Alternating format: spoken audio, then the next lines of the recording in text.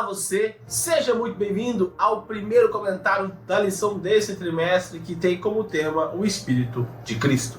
Mas, antes disso, meu nome é Ismael e eu sou o seu anfitrião da lição dos jovens, então pegue a sua lição, pegue a sua Bíblia e me acompanhe neste comentário porque essa lição tá muito top. E antes de nós entrarmos neste comentário, eu quero convidar você mais uma vez a se inscrever aqui no canal, a ativar o sininho, a comentar, a compartilhar, porque se o canal tem te ajudado no trimestre passado a entender um pouco mais sobre o conteúdo da lição, também com certeza nesse trimestre irá ajudar você a entender mais coisas sobre Cristo e também ajudar outras pessoas a entenderem essas coisas. Como eu estava dizendo, a lição 1 desse trimestre tem como tema o Espírito de Cristo. Esse trimestre nós vamos falar um pouquinho sobre liberdade, mas não de como nós usamos a nossa liberdade, mas de momentos da história na qual a igreja usou a sua liberdade para fazer coisas boas e para fazer coisas ruins, mas principalmente quando a igreja usou a sua liberdade e acabou complicando as coisas. Por exemplo, nessa semana nós vamos falar um pouquinho ali do momento que a igreja pós-Cristo começa a fazer algumas decisões equivocadas. Por exemplo, quando nós vamos ali no ano de 313 depois de Cristo, no Edito de Milão, coloca ali ao fim da perseguição aos cristãos. Antes desse tempo, os cristãos eles eram perseguidos, então eles ficavam escondidos em cavernas, fugindo para um lado, fugindo para o outro. Então eles ficavam nessa situação com medo de serem mortos, com medo de passarem ali e matarem a família, enfim.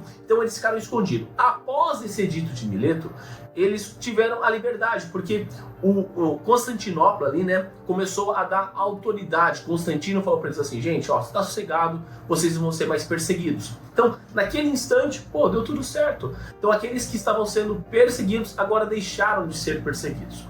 Porém, Constantino fez uma mistura entre religião e Estado, e a igreja começou a ser corrompida, começou a caminhar exatamente para a direção na qual Cristo disse que não era para eles caminharem. Então, olhando para isso, nós começamos a ver a igreja se corrompendo, usando a sua liberdade, a tal ponto que alguns séculos depois ela começou a perseguir usando a sua liberdade e minando a liberdade dos outros, o que acabou acontecendo ali na Idade Média, na Idade das Trevas, onde a igreja se corrompe a tal modo que qualquer pessoa que pensasse diferente dela era acusado de morte, de bruxaria, era levado ali a alguma sentença absurda para evitar acontecer esse tipo de coisa. Então, a igreja ela foi corrompida por essa liberdade que ela teve. E essa liberdade que ela teve cerceou a liberdade de outros posteriormente. E aí é interessante nós olharmos para esse contexto, porque mais uma vez na história, e nós sabemos disso profeticamente, que essa igreja também não vai começar, essa religião, esse movimento religioso vai começar a ter o seu direito cerceado, nós como a igreja remanescente, e o poder político religioso, lá em Daniel, lá de Apocalipse, vai mais uma vez cercear essa liberdade, vai começar mais uma vez a perseguir aqueles que pensam diferente deles.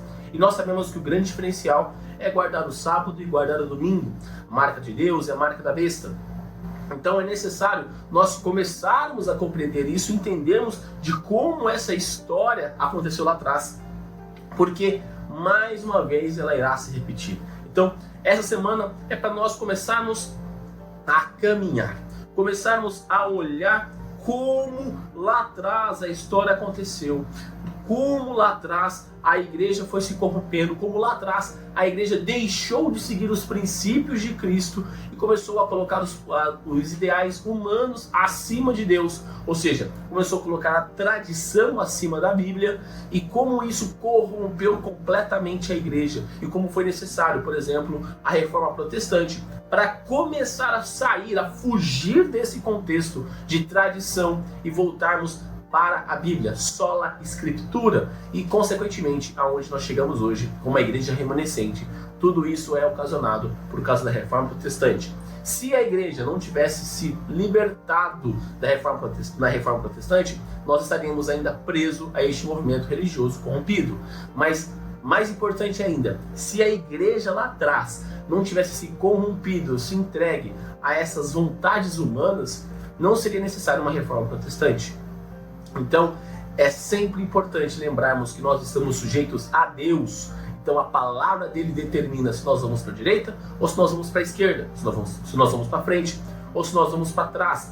Então é necessário nós lembrarmos disso, porque todas as vezes que a minha cosmovisão ela é influenciada pelo meio e eu olho para a Bíblia através do meio, eu vou para o lugar errado. Agora, se eu olho para o meio através da Bíblia, eu estou seguindo o caminho de Deus, aquilo que Deus instruiu para nós fazermos. Essa semana nós vamos conversar um pouquinho mais sobre como essa igreja foi se corrompendo no decorrer da história. A igreja que Cristo fundou se corrompeu a tal ponto de ser necessário uma reforma e ser necessário um remanescente para resgatar as verdades que uma vez foram esquecidas.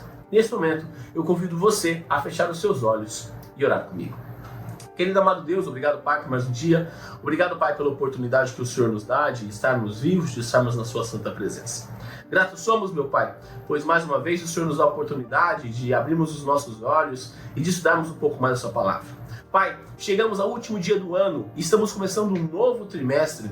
Pai, primeiramente pedimos que o Senhor nos abençoe nesse novo ano que irá iniciar, pois agradecemos por todas as experiências, sejam boas, sejam ruins que tivemos nesse ano de 2023.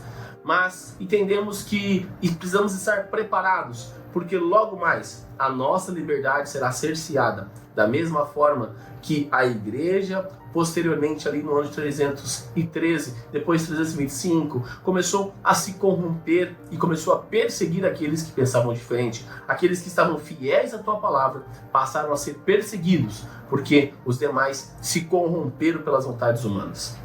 Meu Pai, nos dê sabedoria e força para enfrentarmos essas coisas, mas que sejamos realmente ligados a Ti, pois dessa forma poderemos enfrentar. Fique conosco, perdoe os nossos pecados, assim como perdoamos aqueles que erraram contra nós. E tudo isso eu te peço e te agradeço em nome do seu Filho Jesus. Amém. Galerinha, não se esqueça de se inscrever aqui no canal, para você dar aquela força e também para você não perder os conteúdos que são produzidos. Lembrando que os vídeos da lição são postados de domingo a sexta-feira. Então quando você se inscreve no canal e ativa o sininho, você sempre recebe uma notificação todas as vezes que os vídeos são postados aqui no canal. Também deixa o seu like aqui embaixo para mostrar que você gostou do conteúdo, para dar aquela força e também para o algoritmo do YouTube compreender que o canal é de qualidade, que o canal é de relevância e que ele pode recomendar para mais pessoas, assim como você pode recomendar clicando aqui embaixo no botão de compartilhar e colocando nas suas redes sociais. Facebook, Instagram, WhatsApp, Telegram, enfim, a forma que você achar melhor de levar a mensagem de Deus a mais pessoas. E também clica aqui nessa playlist da lição dos jovens ou nessa playlist das meditações que eu fazia aos sábados com vocês. Então é isso, galera. Espero que você tenha aí uma virada do ano essencial, acompanhado ali por Deus. Vai à igreja, passe esse momento com Deus em oração, pedindo já para que Deus continue te usando nesse ano de 2024.